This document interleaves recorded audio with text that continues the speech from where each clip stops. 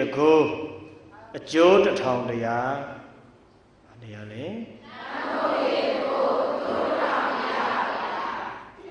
တမ္မုဒ္ဒေတကူအကျိုးတစ်ထောင်တရားကိုစတင်လို့ဟောကြားလာရကြီးညိုကြမှာဖြစ်တဲ့အတွက်ကြောင့်အားလုံးလည်းချီပါတမ္မုဒ္ဒေဂါထာတော့ရတယ်မဟုတ်လားဟုတ်ချီတမ္မုဒ္ဒေဂါထာတော်၃កောက်ရုပ်ဆိုဘုရားရှိခိုးကဓမ္မပလင်ကိုစတင်လို့ဖွင့်ညာပါကုန်ဆိုသူတော်ကောင်းတို့ရဲ့ရာကိုင်းအားလုံးဆိုကြတမ္မုဒ္ဒေတမ္မုဒ္ဒေဟာဝိကိသာဘာဝတိသာဘာဝတိသတ္တတာအဟတာမိနမာမိဣဒာမဟံဘဂဂဝါလုကသင်္ဃအန္တဧဝုဒ္ဓစီနာဧတံဓမ္မင်း္စသံဃင်း္စ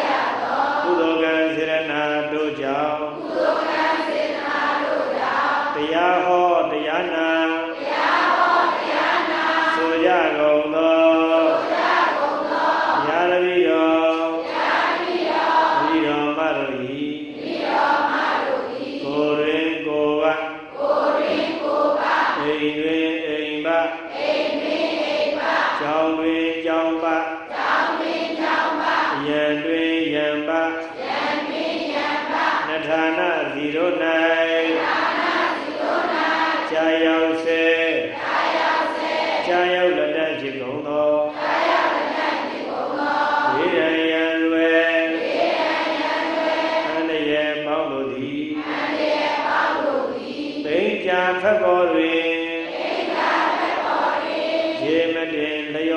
ကဲ့သို့အကျွင်းအကြံမရှိကင်းစင်လွင်ကြောက်ကြပါစေကုန်သတည်းကင်းစင်လွင်ကြောက်ကြပါစေကုန်သတည်းကင်းစင်လွင်ကြောက်ကြပါစေကုန်သတည်း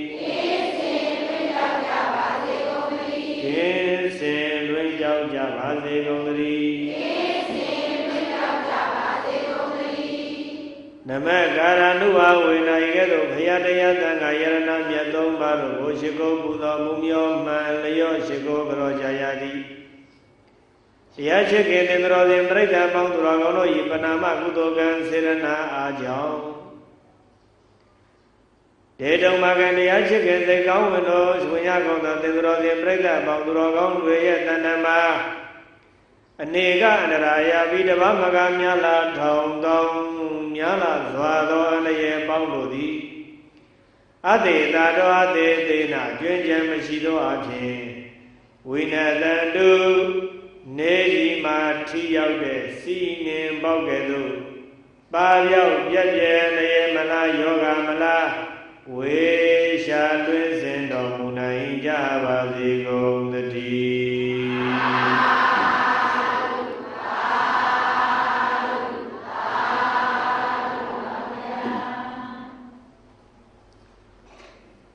ဒီကနေ့သာသနာတော်နှစ်2555ခုနှစ်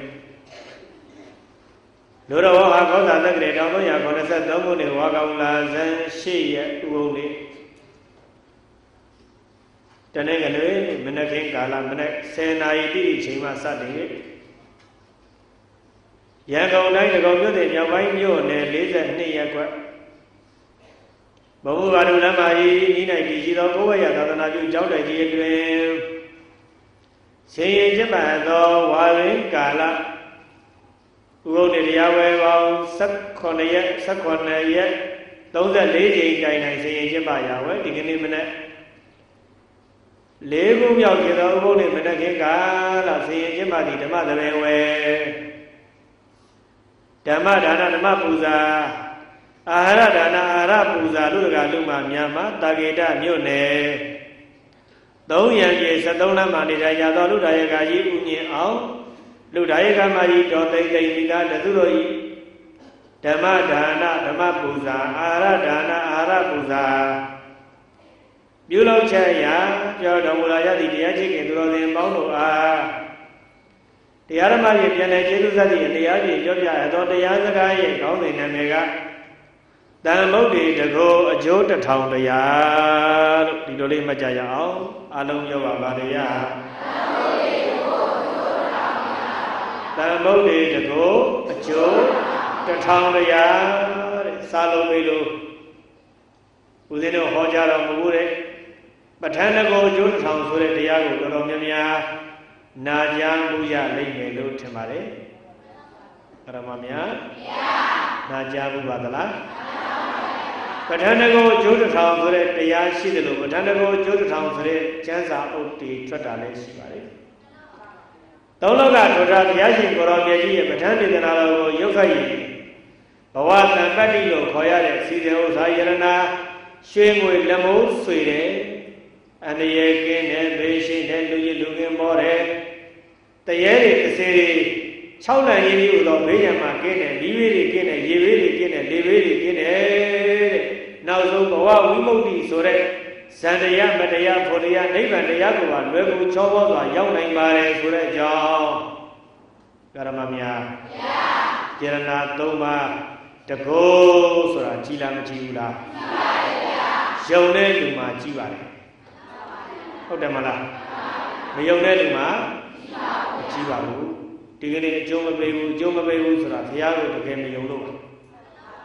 ဦးဇင်းတို့ဒီလိက္ခဏ်ကြီးစောင့်မယ်ဆိုတော့ဦးဇင်းတဲ့မှာသိတိယ80လောက်ပဲရှိဒီလိက္ခဏ်ကြီးကအလျားပေ130အနက်ပေ60 3တက်လိက္ခဏ်ဆိုတော့တွက်လိုက်တာကုန်ကြစီပေါင်း3600လောက်ကုန်မယ်ဆိုတော့ဦးဇင်းက3နှစ်စီမံကိန်းနဲ့သိတိယ80နဲ့ဘယ်နဲ့ရိုက်တော့လက်ထဲမှာသူ့လိုပေါင်းသိတိယ80ရှိတော့အုတ်ခုံတော့မလောက်ဘူးအောက်ကအုတ်ခုံကိုမြေကြီးနဲ့တူပြီးတော့ပေါင်းလေးရေးချတာတော့သိတိယ80မလောက်တော့အမေကဦးဇင်းကိုချီးကျူးတယ်ငါသာမင်းကိုလူမဲ့တမ်းမဲ့တထေးလည်းမရှိဘူးတကြွယ်လည်းမရှိဘူး ကုမ္ပဏီပိုင်ရှင်လည်းမရှိဘူးသက်ဆိုင်ရာအကြီးအကဲတွေလည်းမရှိဘူးမင်းနောက်မှာဘာဘက်ဂရောင်းတစ်ခုမှမရှိဘဲနဲ့မင်းတလောက်ကျောင်းတော်ကြီးကိုစောက်မယ်ဆိုတော့ကွယ်တဲ့စင်းစင်းစားစားလုပ်ပါငါသားတဲ့ငါလေအမေကနောက်တော့ဘယ်လိုပြောလဲငါလေ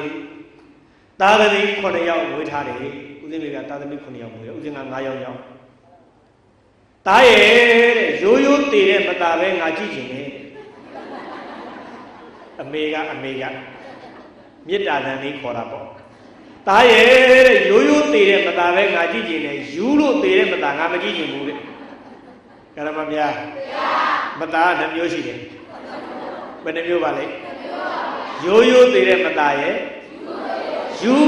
ပြီးတော့မတည်ရတဲ့မသားရဲ့လည်းရှိလားမရှိဘူးလားတချို့ကဥစ္စာယူလို့တည်ရတယ်ရှိဘူးလားရှိပါဘူးဥစ္စာယူလေဘာယူချင်ပြီလဲပြီးတော့ရမမြာ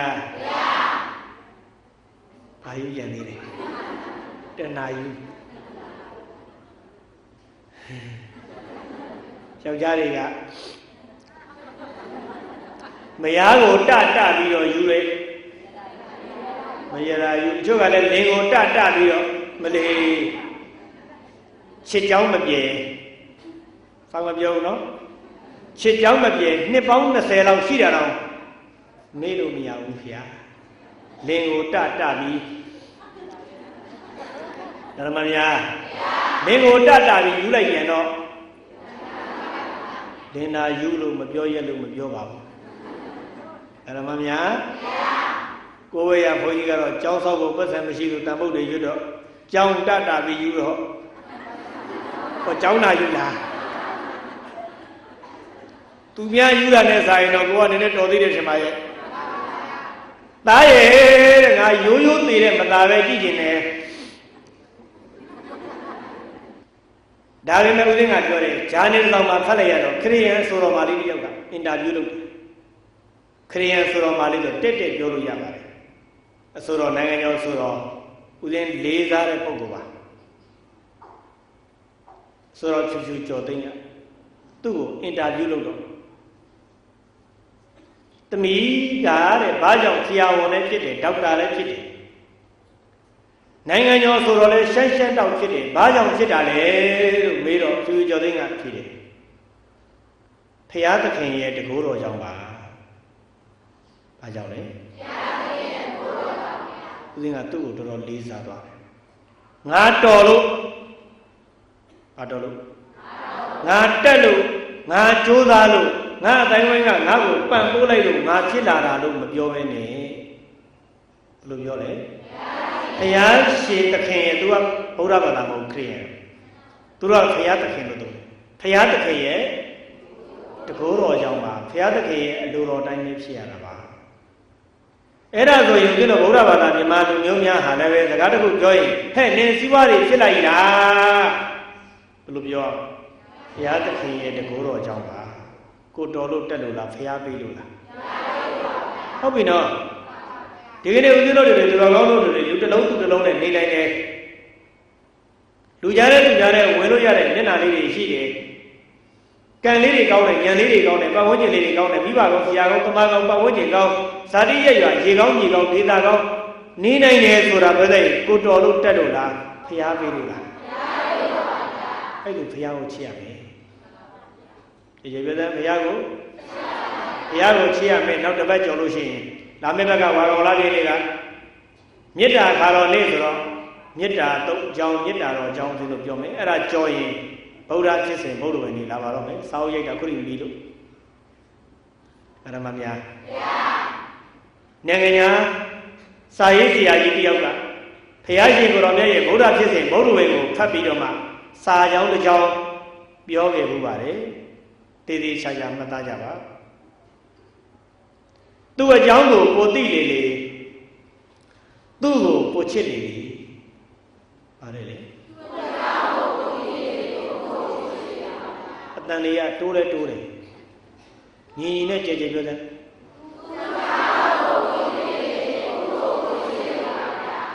ဗုဒ္ဓမြတ်စွာရဲ့အကြောင်းကိုပို့ပြီးတော့သိရလေလေ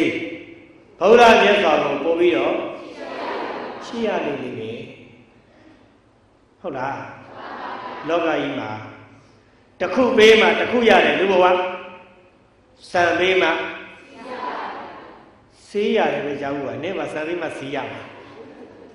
မြန်မာစကားပေါ်ကစံပေးမှဆေးရတယ်ဆိုတဲ့စကားလုံးပဲရှိတယ်နေမှစံပေးမှဆေးရတာလားကြောက်ပါဘူးသူတို့လည်းတော့မြန်မာစကားပုံတွေပြတ်တော့မှာပဲစံပေးမှဆေးရတယ်ဘူးသီးမှအကြီးတော်တယ်ရွှေရှိမှအမျိုးဆက်ချင်ရတဲ့ခေတ်ကဘာကြီးမှာတစ်ခုမပေးဘဲနဲ့တစ်ခုရတယ်ရှင်နေမျိုးပဲရှိပါလေဘုရားသခင်ကိုယ်တော်မြတ်ဘုရားရှင်ဆိုတဲ့စကားလုံးကိုရဖို့အတွက်ပြိတ္တကြီးဟုတ်လားလေးသိရှင်နဲ့ကဘာတသိန်းတို့ကာလပတ်လုံးတဲ့ပါရမီတော်တွေဖြည့်ရမှန်ရလားဗျာလေးသိရှင်နဲ့ကဘာတသိန်းတို့ကာလပတ်လုံးဘာတွေဖြည့်ရပါရမီတော်တွေဖြည့်မှရလာတဲ့ဘုရားအလကားရလာမှာမဟုတ်ခဲ့ပဲဟုတ်လားဗျာဒါကြောင့်မလို့ဦးဇင်းတို့တွေသူတော်ကောင်းတို့တွေဒီကနေ့ဥစ္စာပေါ်တယ်ရုပ်ချောတယ်ပညာတတ်တယ်ဆွေမျိုးတိုင်းဝိုင်းတောင်းတယ်ယာရုဒ္ဒနန္ဒရာကြီးတဲ့ဘဝမှာ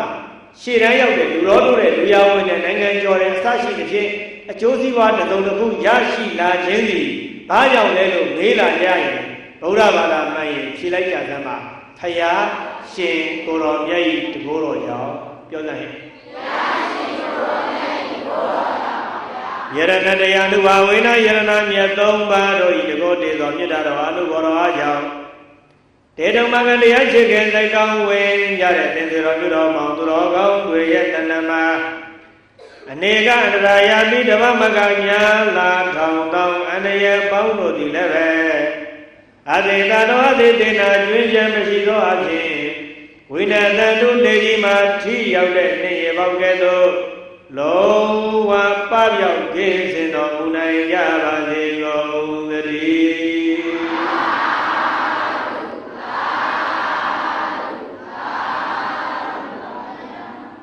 တရားမများ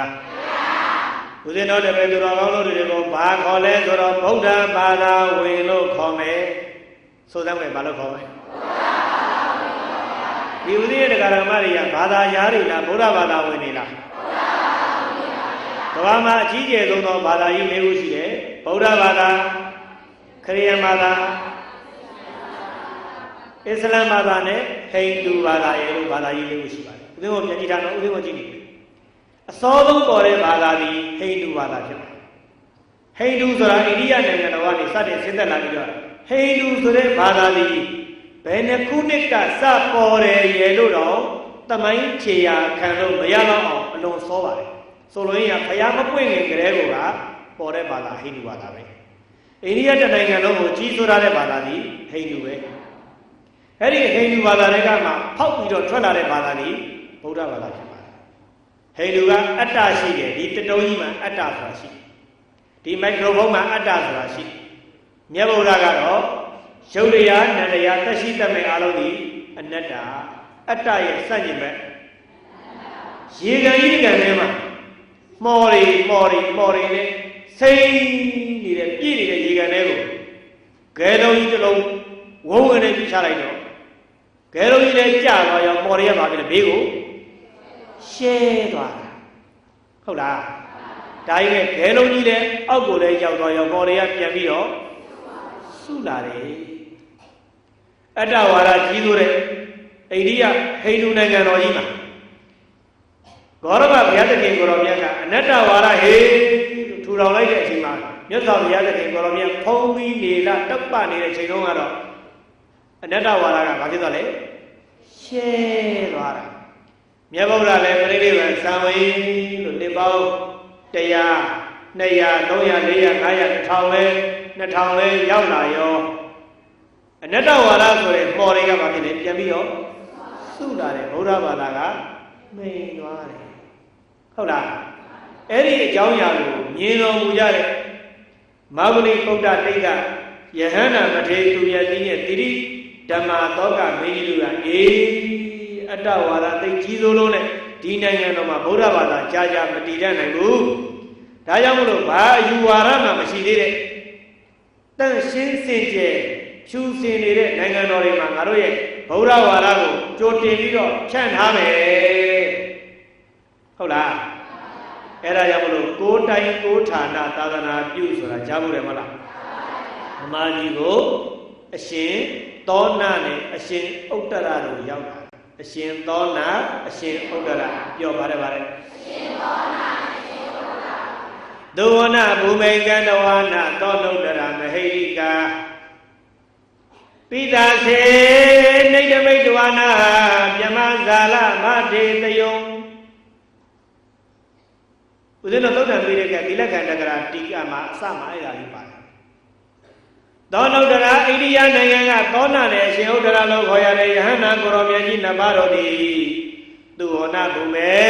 သူဝနာဘူမိလို့ခေါ်ရတဲ့သူဝနာဘုံမြို့တထုံတို့သူဝနာဘူမိဘာဘူမိဦးဇင်းမေမြန်နဲ့ကြဲကြဲဆိုတဲ့ဘာဘူမိသူဝနာဆိုတာရွှေဘူမိဆိုတာမြေ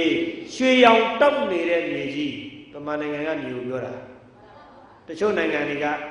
သဲတွေများလုံးတယ်ဆာဟာရသဲကန္တာရရှိတယ်မဟုတ်လားအစ္စရေးတို့ပါလက်စတိုင်းတို့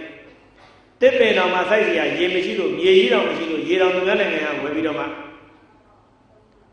တစ်ပင်စိုက်ယူရတဲ့နိုင်ငံမျိုးတွေတချို့ကြတော့လေရှုပ်နေဘွက်တွေများလုံးအားကြီးလို့တစ်ပင်စိုက်လို့စားတည်သေးဝလံစားစိုက်လို့မရပြန်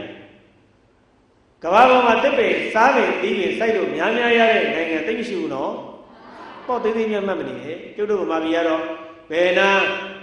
မယုတ်ကြီးလေးထောင်းမယုတ်စီကလေးကြမ်းကနေပလိုက်ရင်3-4ရက်ကြာတော့မယုတ်ပင်ပေါက်လာစိုက်တာလည်းမဟုတ်ဘဲတူပါတာသူပေါက်တယ်ရှိတယ်မဟုတ်လားရွက်ကြပင်ပေါက်တော့မရှိဘူးလားရွက်ကလေးကြရုံနဲ့တော့သူ့လိုလိုရွက်ကြပင်ပေါက်ရောက်ရပြောတယ်ဟမ်ကြားဘူးလားအရှင်းကြားဘူးလားရှည်ရီဝါလို့ကြားဘူးလားဆိုတော်တပည့်ယောက်ကဆိုထားတာရှိတယ်သူ့ရဲ့မောင်ကရည်သားများလို့မောင်ကလေရောက်လေရအရက်မှာချစ်သူဘောလုံးလုံးရွက်ကြပင်ပေါက်လို့ပဲရွက်ကြပင်ပေါက်ရောက်ရပြောတယ်ဒီသူကိုဘယ်လိုဖြောက်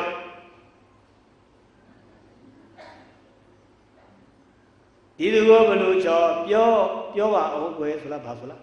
ခွန်ကြီးဆိုတော့မသိပါဘူးဓမ္မများအရွက်ကြယုံလေးနဲ့တော့အပင်ပေါက်တဲ့အပင်တွေဗမာပြည်မှာရှိလားမရှိဘူးလားရှိပါရဲ့ဗျာမြေကောင်းလုံးတော့ရေကောင်းလုံးတော့တဘာဝပတ်ဝန်းကျင်ကောင်းလုံးတော့ကိုင်းရှိတယ်ပြောချင်တာကဦးလေးဆိုတော့ပြောလိုက်ပြန်ကဘာမှာဘာသာယူဝါဒပေါင်း1000လောက်ရှိပါတယ်18000လောက်ရှိအယူဝါဒအားလုံးတို့ရဲ့စီးဆင်းရမြရှားခံရသည့်အိန္ဒိယပါပဲအိန္ဒိယဆိုတာအရှေ့တိုင်းလို့ခေါ်တယ်ဒီကနေ့စက်မှုထိပ်သီးနိုင်ငံကြီးတွေကအနောက်တိုင်းဥရောပယူရိုလို့ဆိုပေဆိုကြတော့ညာလည်းပဲဘာသာယူဝါဒတို့စီးဆင်းရမြရှားခံရဘာသာအားလုံးဒီပါသည်အရှေ့တိုင်းကပဲလာတာအိန္ဒိယနိုင်ငံကဟိန္ဒူဘာသာလာတယ်ဗုဒ္ဓဘာသာလာတယ်ပြီးတော့မှခရစ်ယာန်ဘာသာဆိုတော့လည်းအရှိတိုင်းနဲ့နီးစပ်သောခရစ်နိုင်ငံတော်ကဖြစ်လာတာပါအဲ့တော့ဘာသာယူဝါဒတွေရဲ့အစုံပထမအဆုံးသောဘာသာသည်ဟိန္ဒူဘာသာဟိန္ဒူရဲ့နောက်မှပေါ်လာတာကဗုဒ္ဓဘာသာဗုဒ္ဓဘာသာရဲ့နောက်မှပေါ်လာတာကမှခရစ်ယာန်ဘာသာခရစ်ယာန်ဘာသာရဲ့နောက်မှပေါ်လာတာကမှနောက်ဆုံးသည်အစ္စလမ်ဘာသာတဲ့ဒါပေမဲ့အစ္စလမ်ကစီယုံရေးကောင်းလုံးတော့ဤပညာမြင့်မာတော့သူကနောက်ဆုံးမှပေါ်ပေမဲ့လူကြီးဘာသာရဲ့ဝင်ဥယျာဉ်တော်များသွားတယ်ဦးဇင်းတို့ဗမာတွေဗုဒ္ဓဘာသာတွေကတော့လေကြီးထိုးရိုးရိုးပဲဆိုတဲ့နည်းပေါ့နော်နိုင်ငံခြားစကားပုံတစ်ခုရှိတောင်ကြီးကမိုဟာမက်စီကိုမလာဘူးဆိုရင်မိုဟာမက်ကပဲတောင်ကြီးစီကိုသွားရမှာပေါ့ဟုတ်တယ်မလားတောင်ကြီးကမိုဟာမက်စီကိုတော့ဘယ်လာမလဲတောင်ကြီးကကြောက်တောင်ကြီးကမိုဟာမက်စီကိုမလာရင်မိုဟာမက်ကပဲဘယ်ကိုသွားမှာတောင်ကြီးစီကိုသွားမှာပေါ့သူတို့ကမရောက်အောင်သွားတာတောင်ပေါ်ရောက်ဖို့ရည်ကြည်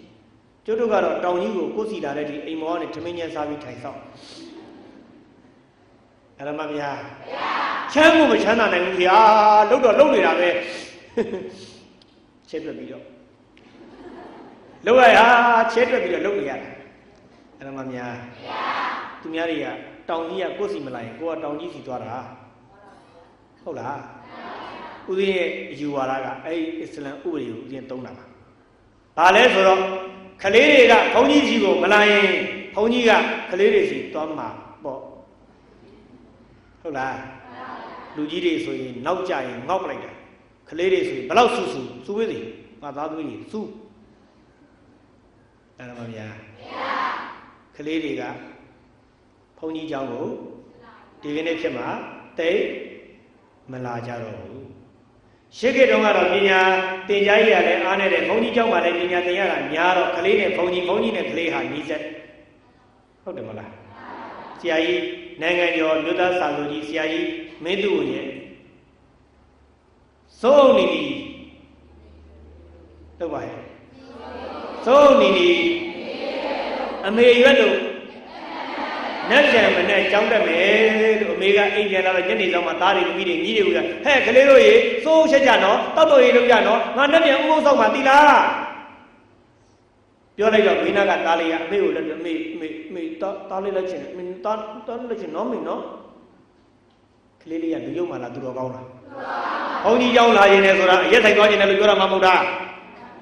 ဓမ္မမြတ်ဘုန်းကြီးเจ้าသွားခြင်းလည်းလို့ပြောတာဘိန်းရှူဖို့သွားခြင်းလည်းလို့ပြောတာမှမဟုတ်တာကာရာအိုကေမာဆက်သွားခြင်းလည်းလို့ပြောတာမှမဟုတ်တာကောင်းလားမကောင်းလားကောင်းပါဗျာသုံးနီအမေလည်းလို့နတ်ရမနဲ့ကြောင်းတယ်မယ်လို့အမေကပြောလိုက်တော့ကလေးကပြောတယ်မောင်လဲလိုက်မဲချမ်းမထားနဲ့မေသွားတော့ပြင်းလာတယ်အမေရဲ့တနေ့ကုန်မေကဘုန်းကြီးကြောင့်သွားတရားနာတူအောင်ဆောင်တရားအထုတ်နေတော့သားတယောက်တည်းကြံခဲ့မှာပြင်းတယ်မေရဲ့သားလေးလိုက်မယ်နော်လို့ဆိုတဲ့ခါကျတော့အဲ့ဒီအမေကဘာပြန်ပြောလဲကျောင်းကြီးဘောမမောင်ငယ်စော့တော့ဘုန်းကြီးအော်လို့ရိုက်နိုင်တယ်အော်လို့မဟုတ်ဘူးနော်အော်ရကြဟေးကလေးလေးသူနဲ့နော်ဟေးအော်ရမဘူးနော်အော်တယ်ဆိုတာကနည်းနည်းဟောက်ဝင်နေပေါ့လေငေါက်ငန်းနေခေါ်မလားဟဲ့နော်အဲ့ဒါကိုအော်တယ်ခေါ်တယ်ကိုလူတွေကအော်တာနဲ့မသိရလားမသိဘူးအဲ့ဒါမှများကျောင်းကြီးပေါ်မှာမောင်ငယ်စော့ဘုန်းကြီးအော့အဲ့လိုအော့ကာရဏယူထားတာဟုတ်ပြီနော်အမေအစုပ်ကလုံးကဘာသာရေးအသိဉာဏ်မရှိတော့ကလေးရဲ့ရင်နဲ့နှလုံးသားထဲမှာရင်ကြီးလိမ္မာရင်ကြီးတို့ရင်သွေးလေးတွေတိတောင်ဘုရားနဲ့နီးအောင်တရားနဲ့နီးအောင်သံဃာနဲ့နီးအောင်ဘာသာသာသနာနဲ့နီးအောင်လုပ်ပေးရမယ်ငါတောင်းပဲမတိတိသတ္တမအာယုံကရင်ကြီးလိမ္မာတဲ့သူတော်ကောင်းလေးတွေဖြစ်အောင်ငါသွင်းပေးရမယ်ဟဲ့လို့အသိဉာဏ်မရှိရှာတဲ့ငတုံးမကြီးဖြစ်တော့ကဓမ္မများဥသိဏကရမတွေမဆိုလိုပါဘူးဥသိဏကရမတွေကသူတို့ကလေးတွေဘုန်းကြီးကြောင့်ပို့ရင်တော့ဒီစီမှာကြောက်ပိတ်ရဲ့ကလေးတရားစကားမဲ့ပို့ပေးရခြင်းဖျားတဲ့10ရက်နားကြီးလို့တဲ့ဓမ္မများဘာသာရေးအမွေပေးကြည့်လို့လားနားကြီးလို့လားအေးကောင်းတယ်သူတို့မွေးထားပြီးတော့နင်တို့ဘလို့မွေးခိုင်းလို့ကိုယ့်အကို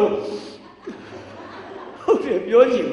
သူမွေးထားပြီးတော့10ရက်ဓမေသာကျွေးရတက်တာလဲနဲဘူးလေနင်တို့ကြောင်းမတက်ရတဲ့နေသိဆူတာပဲဘုန်းကြီးကြောင်းပို့ထားဩဘုရားကြီးတရားကြီးတန်ခါကြီးဘာသာသာသနာတော်ရဲ့ရိပ်ရောက်ဆရာတော်ရဲ့ရိပ်ရောက်ရင်ကလေးတွေလိမ္မာကြီးကြည့်တော့ပါသေးတော့ဒီလိုစိတ်နှိုးနဲ့ပို့တာတော့ပို့ရပါတယ်ဒါပေမဲ့နားကြီးလို့ပို့တယ်ဆိုတော့ပြီးပါရောဓမ္မများဘာသာရေးသိဉာဏ်ရှိဖို့လိုတယ်နော်ဒီကနေ့ခေတ်မှာဒီဘာသာရေးနဲ့ဝေးသွားလို့မိဘတွေကသာသမီတွေပေါ်မကောင်းတာမဟုတ်ဘူးကလေးတွေဆိုးတယ်ဦးဇင်းကိုမပြောသေးချင်ကလေးတွေဆိုးတယ်လို့ပြောရင်လူကြီးတွေကရောကလေးတွေမဆိုးအောင်ဘယ်လောက်ကောင်းအောင်လုပ်ပေးခဲ့လို့လဲဦးဇင်းကမေးလိုက်ပါဟုတ်လားဗျာမနေ့ကလည်းဦးဇင်းတို့အမေရိကန်နိုင်ငံကမ္ဘာကျော်စီမံခန့်ခွဲရေးဤပညာဂရုကမ္ဘာကျော်ဂရုကြီးဂျွန်စီမတ်ဝဲလို့ခေါ်တဲ့ပါရဂူကြီးတယောက်ရဲ့ဒေါက်တာကြီးတယောက်ရဲ့စာအုပ်ပုံစံကိုဖတ်ပါတယ်အဲဒီမှာဘာပြောလဲဆိုတော့တနေ့မှာတဲ့ကျောင်းတစ်ကျောင်းမှာအထကကျောင်းတစ်ကျောင်းမှာအလွန်ဉာဏ်ရည်ဉာဏ်သွေးမြင့်မာတဲ့အိုင်ကျူမြင့်မာတဲ့ခလေးပေါင်း90ဟုတ်တော့နော်ကျောင်းသားကျောင်းသူတွေကဉာဏ်ရည်နှိမ့်တဲ့ပုံကိုယ်တွေလားဉာဏ်ရည်မြင့်တဲ့ပုံကိုယ်တွေလားဉာဏ်ရည်တော့ရိုးရိုးမြင့်တာမဟုတ်ဘူးအလွန်ဉာဏ်ရည် ညင်းတဲ့ပုဂ္ဂိုလ်ကျောင်းသားပေါင်းလက်ရွေးစဉ်90ကိုရွေးပြီးတော့တင်ပြမှုဤပညာအတော်ဆုံးသောပါရဂူအယောက်90ကိုပါရဂူ3ယောက်ကိုစာသင်ခိုင်းလိုက်ဆိုတော့ကျောင်းသားပေါင်း1000ရှိတယ်ဆိုတော့ကျောင်းသားပေါင်း90ကိုလက်ရွေးစဉ်ရွေးပြီးတော့အခန်းတစ်ခန်းထဲမှာအတော်ဆုံးအကောင်းဆုံးပညာအတက်ဆုံးဖြစ်သောပါမောက္ခကြီး3ယောက်ကိုဒီကလေးကိုစာသင်ခိုင်းလိုက်တယ်နားတော့နော်မှတ်မိတယ်နော်ကျောင်းသားပေါင်းဘယ်လောက်ရှိလဲ1000စုစုပေါင်း1000ကလက်ရွေးစဉ်စလက်တက်90ရွေးလိုက်ပြီးတော့မှအဲ့လက်ရွေးစဉ်90ကိုအကောင်းဆုံးသောပါမောက္ခကြီးဘယ်နှယောက်3ယောက်နဲ့စာသင်ခိုင်းလိုက်တာ3လကြာတဲ့ခါကျတော့ကျန်တဲ့ကျောင်းသားပေါင်း1000နဲ့အဲ့ကလေးတွေရဲ့ဉာဏ်ရည်ဉာဏ်သွေးကိုပညာရည်တိုးတက်မြန်မာလေးကို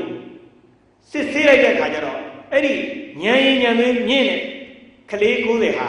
ဒီမူလရှိတဲ့ကလေးတွေနဲ့60%ပိုတက်သွားတယ်ဘယ်နှရာခိုင်နှုန်းကျောင်းသားတွေကလည်းဘလို့ကျောင်းသားတွေဉာဏ်ရည်ဉာဏ်သွေးသိမြင့်နေတယ်ဆရာတွေကလည်းအလုံးအဲ့ဒီလိုပြီးတဲ့အခါမှာဆီမီနာလုပ်တယ်တော်မီခင်နောက်တော့နော်စိတ်ဝင်စားရလားနောက်တော့နော်အရေးကြီးတယ်နော်ဘုန်းကြီးကတန်ဖိုးတွေဟောနေပြောင်းသွားလဲလို့ထင်နေတယ်ဟုတ်လားအရေးကြီးတယ်နော်ပြီးတော့စီဝေးလုပ်တယ်တဲ့ပါမောက္ခကြီး3ယောက်ကိုကျောင်းဦးကြီးကကျောင်းပါမောက္ခချုပ်ကြီးကခေါ်တယ်ကျောင်းသားပေါင်း90ဉာဏ်ရည်ဉာဏ်သွေး60%စာပိုတက်တယ်ကျန်တဲ့ကျောင်းသားတွေလည်းပိုတက်တယ်အဲ့မှာရှုပ်ဝက်ချက်လာပြီဘာဖြစ်လို့တက်သွားတာလဲဆိုတော့ကျောင်းကြီးကပြောတယ်ပါမောက္ခကြီး3ယောက်ခင်ဗျာတဲ့ကျွန်တော်ကခင်ဗျားတို့ဉာဏ်ရည်ဉာဏ်သွေးအလွန်ကောင်းတဲ့ပုဂ္ဂိုလ်ဆိုပြီးတော့လက်ရွေးစဉ်90ဆိုပြီးပေးလိုက်တဲ့ကျောင်းသားတွေဟာတကယ်တော့ IQ EQ ညင်လုံးတဲ့ကျောင်းသားတွေမဟုတ်ပါဘူးတဲ့တွေးကြရ90ကောက်ထည့်ပေးလိုက်တာ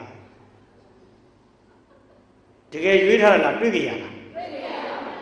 တကယ်တော့ဒါဆိုရင်တဲ့ကျောင်းသားတွေကဉာဏ်ရည်ဉာဏ်သွေးမမြင်ဘူးဆိုရင်တဲ့ကျွန်တော်တို့ပါမောက္ခတွေကတင်ပြတာတော်လို့ပေါ့နော်တဲ့ခင်ဗျားတို့3ယောက်ကလည်းတွေးကြရကောက်ထည့်လိုက်တာဓမ္မများတော်မလို့ရှင်ဦးဇင်းပါပြောချင်တယ်နားလဲလားနားလဲလားမလဲဘူးလားမလဲအဖြေပြောပြမယ်နော်တယောက်နဲ့တယောက်ဟာယုံကြည်မှုရှိဖို့လိုပါတယ်။ဘာကြည်မှုလဲယုံကြည်မှုပါဗျာဆရာကလည်းဒီကောင်းလေးဟာသိဉာဏ်ကောင်းတဲ့အိုင်ကျူကြီးကျူမြင့်တဲ့ကောင်းလေးလို့ဆရာကလည်းထင်တယ်တပည့်ကလည်းသူတို့ရဲ့ဆရာကြီးအတော်ဆုံးသောအကောင်းဆုံးသောဆရာလို့ယုံကြည်တယ်အဲ့ဒီယုံကြည်ချက်နဲ့ပူပေါင်းဆောင်ရွက်ပြီးကြိုးစားလိုက်တာဆရာလည်းတော်တပည့်လည်းတော်ဖြစ်သွားတယ်ဟုတ်တယ်မလားဒါကြောင့်မလို့ဒီကနေ့ဦးဇင်းရဲ့ဆိုတော်မျိုးတော်များကိုသားသမီးလေးတွေကိုဆိုလိုက်တာကလေးတွေကတိတ်ဆိုးတာပဲတိတ်ဆိုးတာပဲမြောက်ရှုံးအောင်ဆိုတယ်ဟဲ့မြောက်လေးမြောက်လောင်းလေးတွေမြောက်လောင်းလေးတွေကိုသားသမီးကိုမြောက်ဆိုရင်ကိုလည်းတွေ့ရတာဝမ်းသာပါတယ်မြောက်မကြီးတို့ရဲ့အဲ့ဒါမှများစိတ်ဆိုးလာရင်တော့ကလေးတွေကိုကိုကျိုးမြစ်ချုံမပြောကြပါနဲ့ကလေးတွေကိုယုံကြည်မှုပေးရငါသားတိတ်တော်တာမလီသားလေးကြည့်လိုက်ဘာလို့မလဲဆရာဝန်ကြီးကြည့်အောင်လုပ်မယ်မေဒါမှငါသားဟဲ့ဟုတ်တာမဟုတ်တာထားဓမ္မများသမီးလေးကြည့်လိုက်ရင်ဘာလုပ်မယ်ဒေါက်တာဘာကြီးကြည့်အောင်လုပ်မယ်မေဒါမှမေသမီးဟဲ့ကျောင်းသွားကနေကြပါဠိတစ်ချက်နဲ့မေသမီးလေးကကျောင်းသွားတော့မှလားအေးလိမ်မာလိုက်တာနော်မလီချစ်တော့ပြန်လာနော်တဲ့ပြန်လာနော်မိမိစောက်နေမှာတိလားအေးကလေးကတန်းတန်းမပြန်လာဟဲဟဲကြည်စံမေလေးကျောင်းမှာစာရီဘယ်လောက်တင်ရတယ်မသိဘူးမေသမီးလေးပါဇက်တွေညောင်းနေမှာပေါ့ခြေထောက်တွေညောင်းနေမှာပေါ့မလေးလက်လေးနဲ့ညောင်းနေပြီလားဒါဆိုမှဟုတ်တနခိုင်တော့ပြက်လို့ပါလားမလေးစာရီဘာစာရီတင်ခဲ့လဲကာကြီးခါဝေးကာကြီးဦးဆုံးမင်းကြီးမရှင်စာရီဆီယမတုံးတဲ့ချစာရီနိုင်တက်လာတယ်တော့ရှစ်ကလေးကဘယ်လိုတင်လဲဩအမေကငါ့ကိုစာသင်ကျောင်းကိုသွားတာကိုသူ့သဘောကျတယ်ငါ့ကိုစာသင်ကျောင်းသွားရင်အမေကြီးငါ့ကိုမေတ္တာနဲ့နမ်းရှုပ်ခြင်းကြီးဟူသောအကျဉ်းလာပေးခြင်းဖြင့်ငါ့ကိုချီးမြှောက်ဆောက်ရှောက်တယ်အဲ့တော့ငါကျောင်းမှန်သွားမယ်ဒီနေ့တော့ဒီလိုမဟုတ်ဘူးဟဲ့ကလေးတွေမသွားသေးဘူးလားဟဲ့တေးရင်တို့လေးတွေမလေးဟဲ့မူရရုံမနဲ့လိုက်တာကလနာလေးတွေမူဝေးခိုက် သွားပြောမကောင်းဆိုတော့သွားနားကိုကြီးလို့မြင်မြင်တော့သွားရကျောင်းလို့အဲ့လိုလွတ်တဲ့ဓမ္မများအဲ့ဒီလိုမြင်ကြားဘူးပါသလားငါတော့ကြားဘူးမှတော့နေလို့ကြားဘူးမှာပေါ့ဓမ္မများပြန်လဲလာရောခလေးဆိုတော့ခလေးဆိုတာစော့မှာပေါ့ခလေးဆိုတာဘာလဲစော့တယ်ဆိုတာ energy ပဲ energy ကိုထုတ်သုံးမှ तू ကအားထုတ်တယ်ဆိုတရားအားထုတ်တယ်လို့ तू တော့ကောင်းအားထုတ်တယ်ဆိုတာအားထုတ်မှအားထွက်တာမထုတ်ရင်မထွက်ဘူးစော့ပါများမှာခန္ဓာကိုယ်ကကျမ်းပါလာတယ်ကြန့်ခိုင်လာတယ်ဘောလုံးကန်တယ်ဟိုဘက်7ယောက်ဒီဘက်7ယောက်တယောက်တည်းတော်ရုံနဲ့ဘောလုံးဂိုးမဂိုးကိုလီပါလည်းကောင်းမှဘက်ကလည်းကောင်းမှ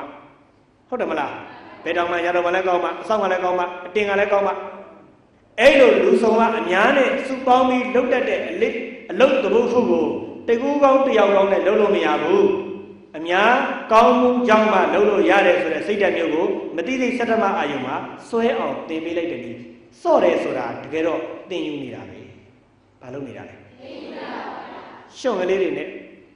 ဦးဇင်းတို့ငယ်ငယ်ကတော့မှဆိုတော့လေတော်သားဆိုတော့ရှုံကလေးတွေနဲ့အိုးပုတ်လေးတွေဂျိုးရုပ်လေးတွေကျွဲရုပ်ကလေးတွေနွားရုပ်ကလေးတွေလောက်ရတယ်ဟုတ်တယ်မလားဒီကနေ့မှာတယ်လီဗီရှင်းမှာ MRTV မှာလေကလေးတွေရှုံတဲ့အယုတ်စော့နေဆိုတာလေဦးဇင်းကရည်ကျင်လို့ဟာကျုပ်တို့ငယ်ငယ်တော့ဒါတွေစော့တာရိုးတာနဲ့ရှုံလေးတွေတူးလိုက်လို့ရှိရင်လက်ချောင်းလေးတွေကတန်မာလာတယ်အယုတ်ကိုခေါင်းကိုဘယ်လိုလုပ်မလဲဒါတီးထွင်းနိုင်စွမ်းအားလို့ခေါ်တယ်ကိုယ့်ဘာသာကိုလုပ်ကြည့်တယ်နွားလေးကပုံကြီးလုပ်တယ်ပသက်ကြီးလုပ်တယ်အစွဲအသွားကြီးထိုးတယ်မျက်လုံးကြီးလို့ကြက်တယ်လို့လုပ်လို့ရတယ်လေကလေးတွေရဲ့တီးထွင်းနိုင်စွမ်းအားကိုမြေတောင်မြောက်ပေးရခုတော့ဟဲ့မစောနဲ့ငင်းတိတ်ငင်းနေကြဟဲ့ကျတော့ကလေးတွေကဘယ်လိုလဲဆိုတော့အမိန့်ကိုနာခံတော့ကြောက်ကြီးလဲကြီးလာတော့ဘာမှမပြောရဲမဆိုရဲမသွားရဲမလာရဲမလုပ်ရဲမကန်ရဲဖြစ်လာကြတယ်ပြီးတော့ကလေးတွေကိုစိုးတယ်ညံ့တယ်လို့ပြောကြတယ်ကလေးတွေကြောင်းဝပြန်လာတယ်ကလေးဆိုတာဆော့တယ်ဆော့တော့အင်ကြီးလည်းပြဲရင်ပြဲလာမယ်အဝတ်စားလေးတွေစကတ်လေးတွေလည်းပြဲရင်ပြဲလာမယ်ရှုံလေးတွေလည်းပေးရင်ပေးလာမယ်ဖုံလေးတွေလည်းတက်ရင်တက်လာမယ်လိမ့်ပြီးလိုက်တဲ့တနခါကလည်းပြက်ရှင်လည်းပြက်တော့ကလေးပဲချွေးနေပါနဲ့ပြက်မှာပေါ့အဲ့တော့ဟဲမနေ့ကတော့ငါရေမိုးချိုးပေးလိုက်တာတနခါလိမ့်ပြီးလိုက်တာပလေးမွေးကြိုင်လို့နင်းခုတော့ကျအင်ကြီးပေးလာသေးရလားဟင်ဒီအင်ကြီးပေးတယ်နောက်ပါနဲ့ဘုမလည်းလာသားပြန်ဓမ္မများအဲ့တော့ကြာတော့ကလေးရဲ့ကြောင်းသွားမှာစိတ်ညစ်တာဟုတ်လားတကယ်တော့လူကြီးတွေရဲ့မေတ္တာစေတနာကလေးတွေကိုနာဇီဂျာမနီဟစ်တလာကအကျဉ်းထောင်မှာထောင်ချသလိုမလုပ်ပါနဲ့ဒါဦးသိန်းတက်တယ်ပြောမယ်ကြောင်ဒီခွေကပြန်လဲပြန်နေမှာကျောင်းကလူလည်းကြားမှာ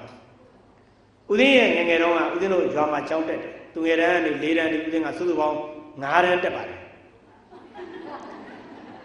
4တန်းဒီကျောင်းတက်တဲ့အခါမှာဦးသိန်းတို့ငယ်ငယ်တုန်းကဦးသိန်းအမတွေကကျောင်းစာသင်ကျောင်းသွားပြီဆိုပါးမှာတနခါလေးတွေလိမ့်ပေးလိုက်တယ်ဘာလေးတွေလိမ့်ပေးလိုက်တနခါလေးလိမ့်ပေးလိုက်တယ်ပြန်မှားလိုက်တယ်ဟဲ့ကလေးတွေပြန်လာရင်အဲ့တနခါလေးမပြက်စီနေတော့ပြက်ရင်ရိုက်ခံရမှာသီလားတကယ်လည်းပြက်ရင်ရိုက်တယ်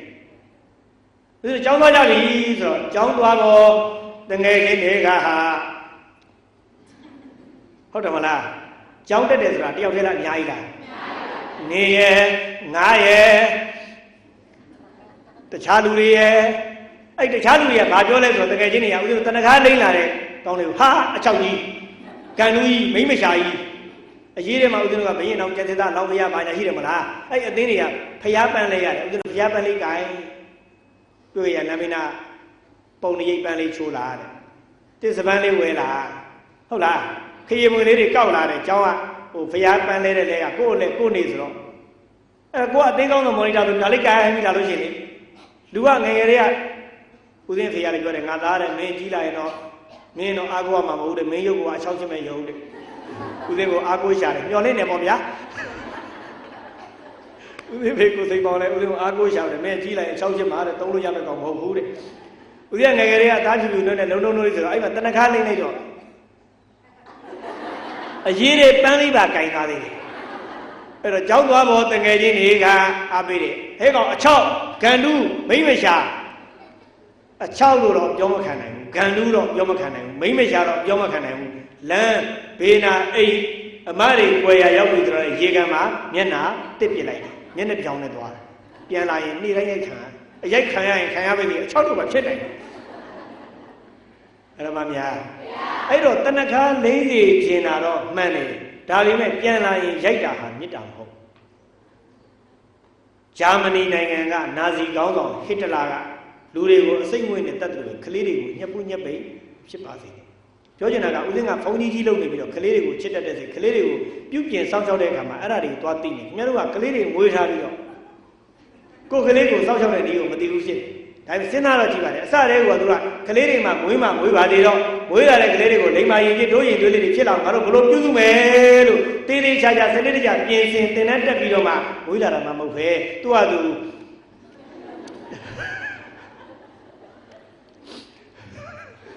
အရမများ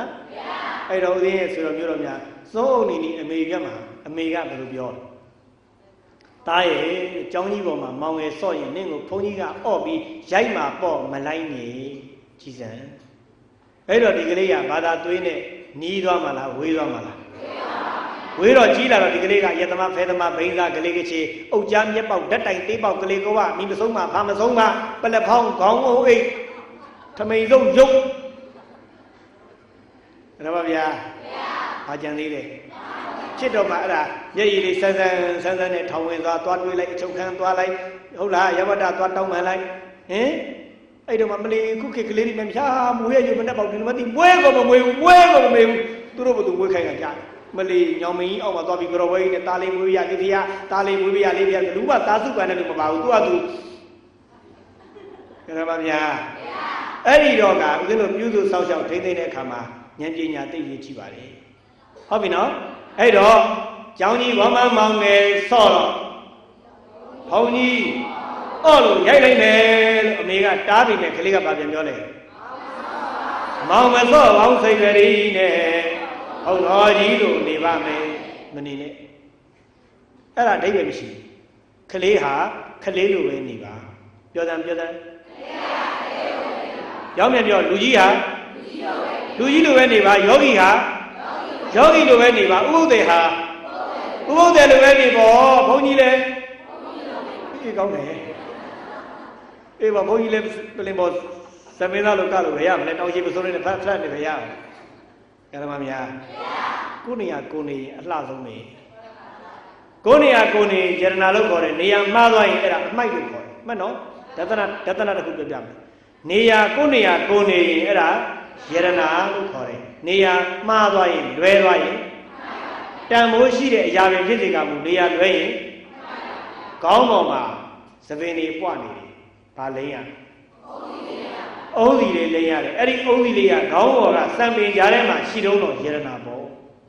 သူရှိလို့ဒီသပင်လေးကတတ်တရရဲ့ကောင်းကောင်းမွန်မွန်ဖြစ်တယ်လေဒါပေမဲ့အဲ့ဒီသပင်တွေအုံးစီတွေကထဲ့တာများလုံးအားကြီးသွားတော့သပင်တွေကနေစီးပြီးပါးပေါ်ကျလာခဲ့မယ်ဆိုရင်ဒါပါလေအမိုက်တုတ်ကြည့်တယ်ဟုတ်တယ်မလားသူ့နေရာမှာသူနေရာမှာလေသူ့နေရာသူမနေပဲနဲ့သပင်တွေကနေသပင်နဲ့ထဲ့တဲ့အုံးစီကသပင်နဲ့မရှိပဲပါးပေါ်ကျလာတော့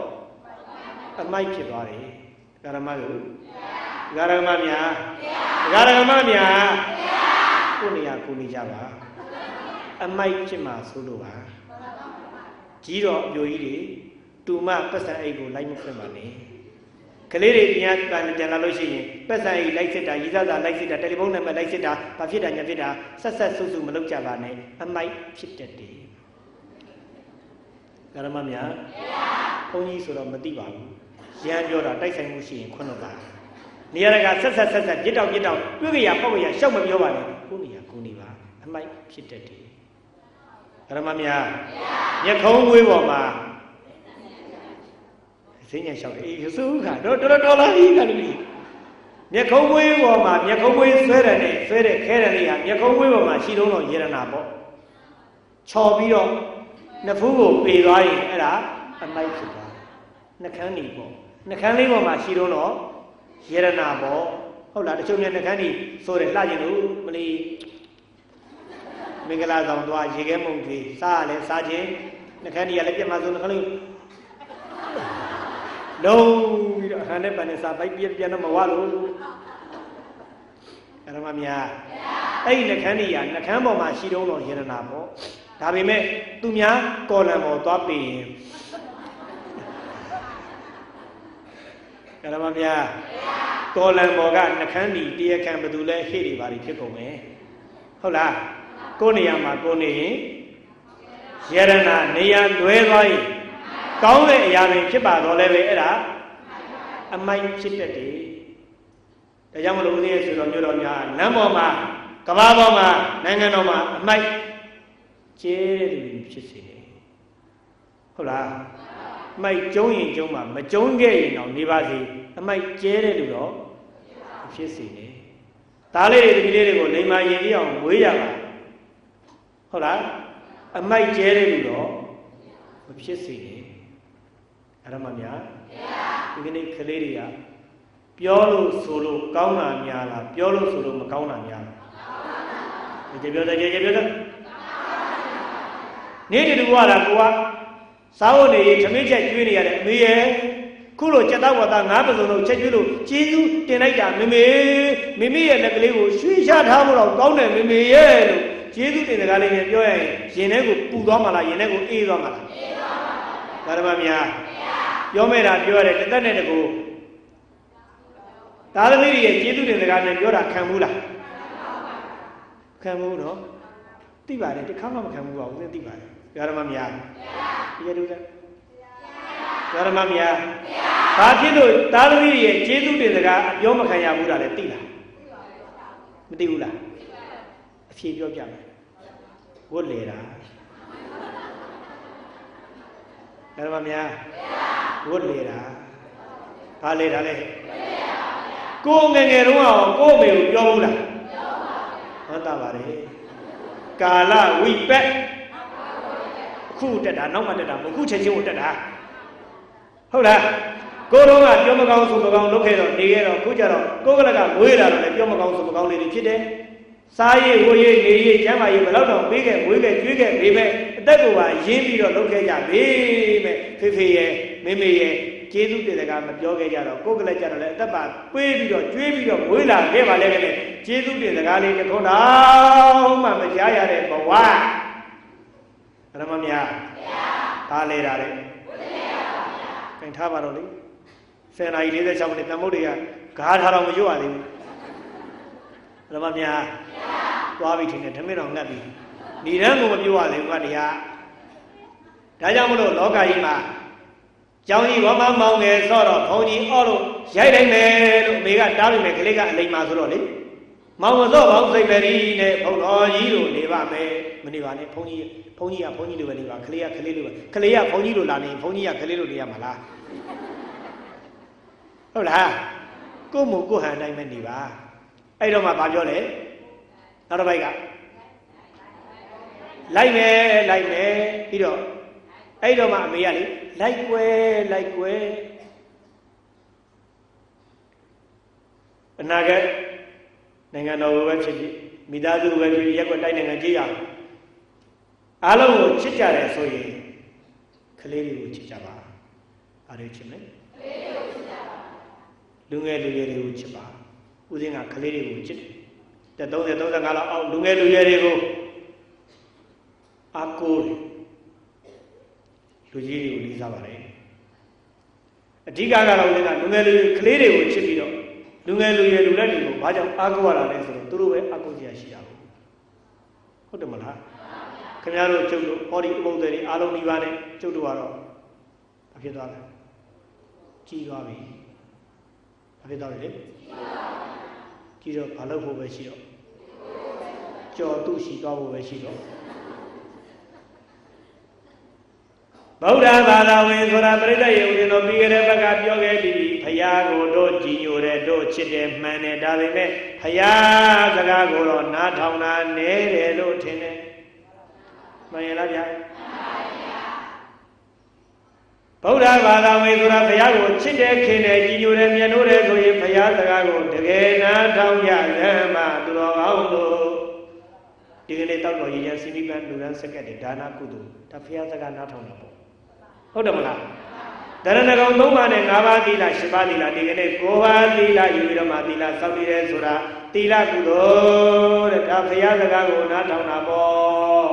မင်းလားရပြီးတော့ဂုဏ်တော်ပွားမယ်မေတ္တာပို့မယ်လုပ်လားမလုပ်ဘူးလားလုပ်ပါဘူးဘုရားရှိခိုးစာအုပ်တွေရောက်ပြီနော်ဟိုးနောက်မှာဟဲ့7 နာရီဘုရားရှိခိုးချိန်ဟေးစာအုပ်မပါဘူးအဲ့ဒါမှများအလကားပေးလဲမပါဘူး ခုနှစ်ခါလောက်လကားသွားယူထားတယ်မပါဘူးပါပြရင်လည်းလို့မရအဲ့တော့ဗျာကောင်းတယ်ဂုဏ်တော်တွေပွားမယ်မေတ္တာတွေပို့မယ်ဆိုရင်အဲ့ဒါကိုဘာဝနာကုသိုလ်လို့ခေါ်မယ်အကုသိုလ်လည်းပဲဘာဝနာကုသိုလ်ပါဗျာတတိပဒဝိပဿနာကမ္မဋ္ဌာန်းရှုမှတ်ပွားများမယ်တဲ့ဒါလည်းဘာဝနာကုသိုလ်ပဲအဲ့ဒါဘုရားစကားနားထောင်တာပေါ့ဟုတ်တယ်မလားညစ်ပတ်တဲ့စိတ်ကောက်ကျစ်စင်တဲ့စိတ်ယုံမာတဲ့စိတ်မနာလိုဘုံတော်ဣဒ္ဓမစ္စရိယစိတ်တွေဖယ်ခွာပြီးတော့မေတ္တာစေရနာစိတ်ကလေးတွေနဲ့လွတ်လွတ်နေကြမယ်ဓမ္မများတက်တန်းလေးကတော်တော်လေးတဲ့နိဗ္ဗာန်ရောက်မှဒုက္ခအေးဟုတ်တယ်မလားတက်တန်းလေးကတူတူလေးပြီးကြတဲ့ဘက်ကတိပိဋကတရပြီးဆရာတော်ဘုရားကြီးဥကောတန်လာရဲ့ကြပြမှာဒီလိုပါပါတယ်တက်တန်းလေးကတူတူလေးနိဗ္ဗာန်ရောက်မှဒုက္ခအေးဒါကြောင့်မလို့ဗုဒ္ဓဘာသာဝင်ဆိုဒီမှာဖျားစကားကိုနားထောင်တဲ့သူကိုခေါ်ပါတယ်ကဲစကားလုံးတစ်လုံးလိုက်ဆိုပါကြဲကြဲဆိုကြဥဒိဝတိတဲ့ဆိုဗုဒ္ဓဆိုတာကဖျားဗုဒ္ဓဆိုတာကဖျားဘာသာဆိုတာကစကားဘာသာဆိုတာကစကား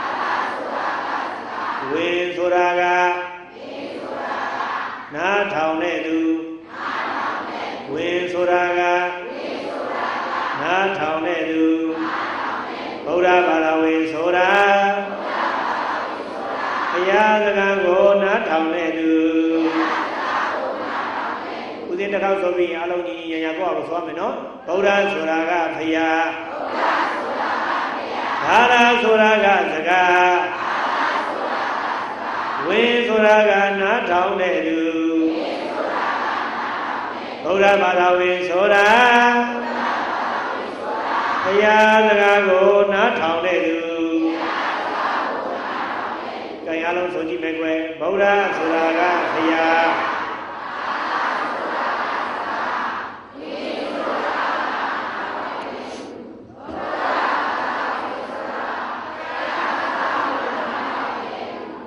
ဘုရားစကားကိုနားထောင်တဲ့သူမှဘာလို့ခေါ်လဲဗုဒ္ဓဘာသာဝင်လို့ခေါ်တယ်ဗုဒ္ဓဘာသာဝင်က၃မျိုးရှိတယ်မိယိုဖလာဗုဒ္ဓဘာသာဝင်တရာဗုဒ္ဓဘာသာဝင်ပညာဗုဒ္ဓဘာသာဝင်၃မျိုးရှိပါတယ်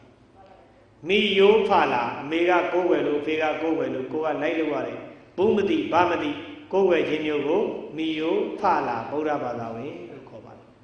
တရာဗုဒ္ဓဘာသာဝင်ဆိုတာကတော့သုံးသက်ဆုံးဖြတ်ဝေဖန်တတ်တဲ့ဉာဏ်ပညာမရှိဘဲနဲ့ယုံကြည်ခြင်းကြီးညိုခြင်းတရားတရားတီးတဲ့မျှကလေးနဲ့ရမ်းလောက်တာမျိုးကိုတရားဗုဒ္ဓဘာသာဝင်ခေါ်ပါတယ်ဟုတ်လားပညာဗုဒ္ဓဘာသာဝင်ဆိုတာကတော့အတိလိမ္မာဉာဏ်ပညာနဲ့တကွရှင်တွဲပြီးတော့ကိုးဝယ်စည်းကပ်ဆုံးဖြတ်တာမျိုးကိုပညာဗုဒ္ဓဘာသာဝင်ခေါ်ပါတယ်ဒါကြောင့်မလို့ဘုရားဆိုတော့ပြောတော့များခုတန်ဖို့တွေရွတ်တော့မယ်ဆိုတော့အခြေခံဒီတန်းတွေဘာကြောင့်အဲ့ဒီလောက်ပြောရတာလဲဆိုတော့ပညာဗုဒ္ဓဘာသာဝင်ဖြစ်စေခြင်းလို့ပါဟုတ်လားဗျာဘုရားကုံတော်ပွားမယ်ဗုဒ္ဓဆိုတာဘုရားကိုကြီးညိုတယ်ကြီးညိုရင်ဘုရားစကားကိုနားထောင်တယ်ကုံတော်ပွားမယ်အဲ့လိုကုံတော်ပွားလို့ဘုရားစကားကိုနားထောင်ရင်ဉာဏ်ပညာလေးနဲ့တကွတို့တို့ပူဇော်ကြမယ်ကောင်းလားမကောင်းလားဒါတော်နှလုံးကြောပြောင်းကိုတော်ကောင်းကောင်းတော်တသနာတို့ပါသောကြောင့်တုံးမဲ့တင်တော်တွေသည်ဗုဒ္ဓံသုံးလောကဒုဒ္ဓတို့တွေရဲ့ရှင်တော်မြတ်ဗျာကြီးကိုတရဏယနာကိုဝေယအစစ်အမှန်ဧကံပါပဲရဲ့လို့ကောင်းစွာမလွယ်ကိုဝေတော်မူလိုက်ကြလေကုန်ရာတည်း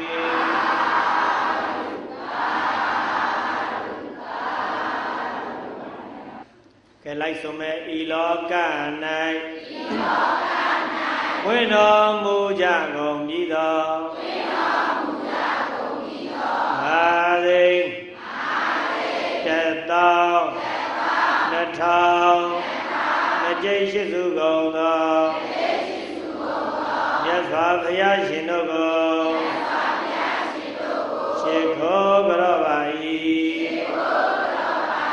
ရင်ငါမြင့်၌ရှိသောသေဝိတော်တဲ့များစွာဝိတော်မူရကုန်ပြီသောဘုရားရှင်တို့ကိုလည်း ကြတော်ပါ၏သောဘုရားရှင်တို့ဟောထားခဲ့သည်တရားတော်များနှင့်တပည့်သားသံဃာတော်ရှင်သူမြတ်တို့ကိုလည်းရှိခိုးကြတော်ပါ၏ဤသို့ရှိခိုးရသောကုသိုလ်ကံစေရနာတို့ကြောင့်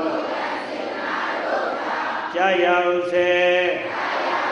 ကြာရောက်လက်တံဖြစ်ကုန်သောဝိရယံသွဲအန္တရာယ်အလုံးအကျွေးချမ်းမရှိရောက်ပြဲကြပါစေကုန်သတည်းညဆိုကြမဟိလောက၌ဝိနောမူရကုန်ဤသောငါသည်တသာ2000ကျိတ်ရှိစုကုန်သောမြတ်စွာဘုရားရှင်တို့ကိုရှိခိုးကြတော်ပါ၏ခင်္ကာမြင့်၌ရှိသောသေဝိတို့ထက်များစွာဝိတော်မူရကုန်ဤသောဘုရားရှင်တို့ကိုလည်းရှိခိုးကြတော်ပါ၏ထိုဘုရားရှင်တို့ဟောထားခဲ့သည်တရားတော်များနှင့်တပည့်သားသံဃာတော်ရှင်သူမြတ်တို့ကိုလည်းရှိခိုးကြတော်ပါ၏ဤသို့ရှိခိုးရသောကုသိုလ်ကံစေရနာတို့ရာကြာရောက်စေကြာရောက်လက်တံဖြစ်ကုန်သောဗေဒံယံသွဲအန္တရာယ်အလုံးအကျွေးချမ်းမရှိရောက်ပြဲကြပါစေကုန်သတည်းသာရဘောနှလုံးပြောပြောင်းကိုသူတော်ကောင်းပေါင်းတို့ယရဏတရားနုဝဝေနယရဏညသုံးပါးတို့ဤကိုနေစွာမေတ္တာတော်အနုဘောတော်အားကြောင့်အနေကအန္တရာယမိဓမ္မမကညာလာထောင်တောင်းဘေးရန်ရန်သွဲလျက်ပေါင်းတို့သည်တေတုံမကသင်တို့ရဲ့ကိုယ်တွင်ကိုယ်ပါအိမ်တွင်အိမ်မှာရန်တွင်ရပါတဌာနစီတို့၌အာသေသာတော်အသေသေနာကျွင်းကြံမရှိသောအဖြစ်ဝိနတတုပိဋ္ဌဖတ်ပေါ်တွင်ရေမတွင်လျောကြတဲ့ကဲ့သို့ကင်းစင်လွင်ပြောက်မကြမရောက်ပြောက်ပြဲကြပါစေကုန်သတည်း